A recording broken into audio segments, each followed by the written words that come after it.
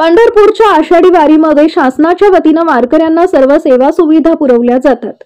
लाखो भाविक एकाच वेळी पंढरपूरला येत असल्यानं महाराष्ट्राच्या जनतेपर्यंत पोहोचण्याचा सोपा मार्ग म्हणून शासनाच्या विविध मंत्रालयाच्या वतीनं जनजागृतीसारखे उपक्रम देखील या वारी काळामध्ये राबवले जातात।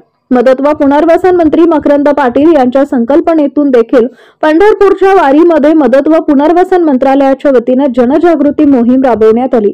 पारंपरिक लोकगीते, वाद्यवृंद, वासुदेव आणि चित्ररथाच्या माध्यमातून जनतेला मदत व पुनर्वसन विभागाच्या वतीनं दिल्या जाणाऱ्या योजनांची माहिती यातून देण्यात आली।